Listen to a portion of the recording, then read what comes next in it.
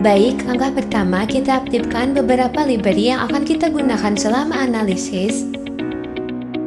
Kemudian kita cari file Excel yang berisi tentang IHPB sektor pertanian, kehutanan, dan perikanan tahun 2025.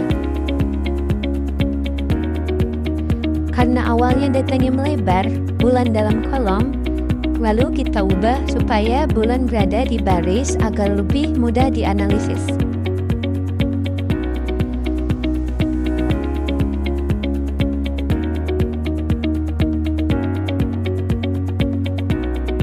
Lalu, agar grafik tidak berantakan, kita tetapkan urutan dari bulan Januari sampai Desember.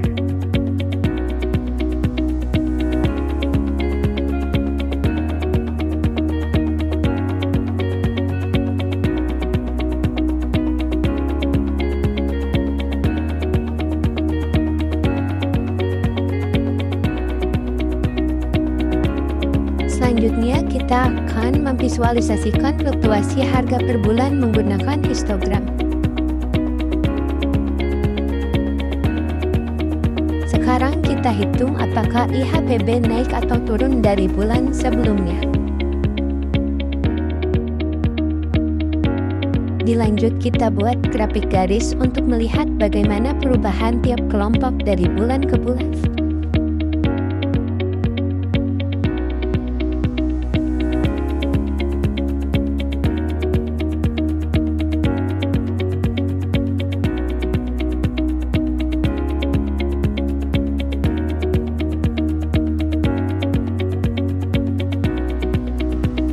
Pada bagian ini, kita jumlahkan semua perubahan untuk tiap bulan.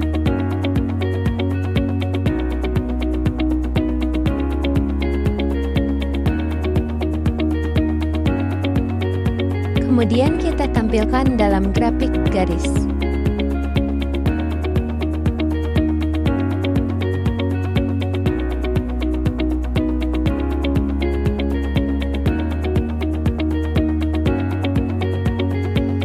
Lalu pada bagian ini kita hitung berapa kelompok yang mengalami naik, turun, atau stabil setiap bulan. Dan tidak lupa kita visualisasikan grafiknya.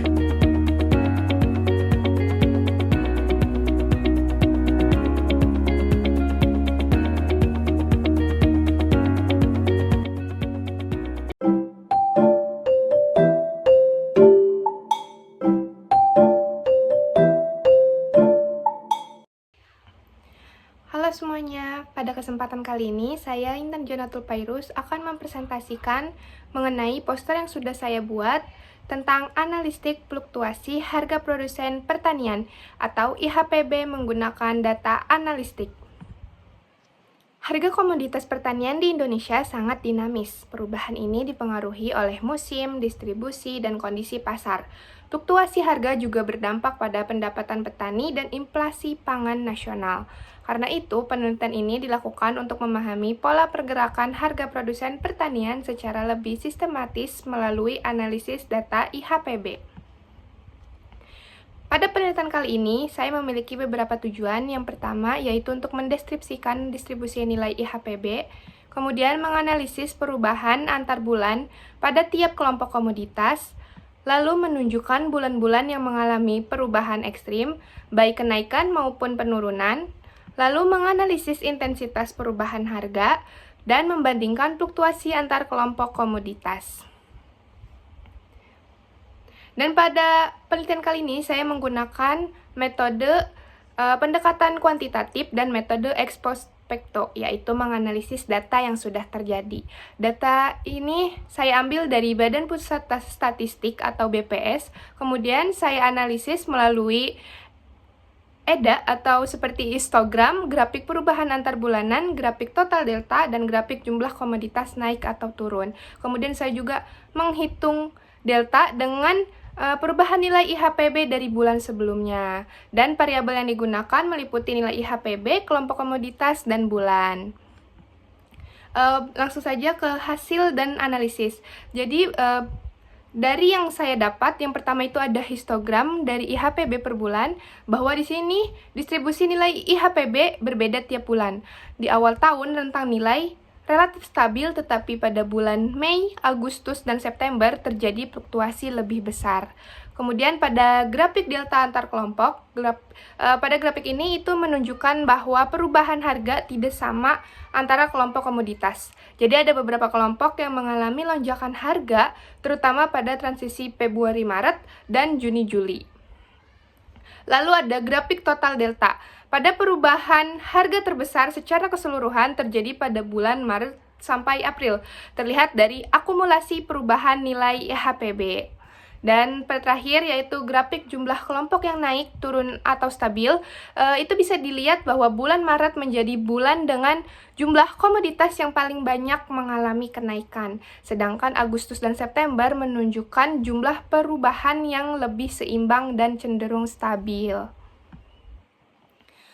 Jadi dari keseluruhan grafik ini kita bisa lihat bahwa yang pertama itu pola fluktuasi harga sangat dipengaruhi musim dan dinamika pasokan. Kemudian beberapa bulan memiliki perubahan harga yang tajam khususnya seperti Februari sampai Maret.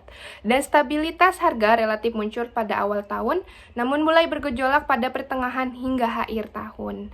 Dan analisis ini bisa membantu untuk memahami bagaimana perubahan bulanan terjadi dan kelompok komoditas mana yang sensitif terhadap harga pasar. Oke, jadi kesimpulannya ini IHPB pertanian menunjukkan fluktuasi signifikan antar bulan dan perubahan harga sangat bergantung pada jenis komoditas. Implikasinya hasil penelitian dapat digunakan untuk perencanaan harga, strategi stabilitas, dan pengolahan produksi pertanian. Dan rekomendasinya semoga memperkuat monitoring harga secara berkala, meningkatkan manajemen pasokan dan distribusi, dan menambahkan penelitian lanjutan terkait faktor eksternal seperti musim, cuaca, dan logistik. Demikian presentasi poster saya pada kali ini. Apabila ada kesalahan kata ataupun ucapan mohon dimaafkan. Wassalamualaikum warahmatullahi wabarakatuh.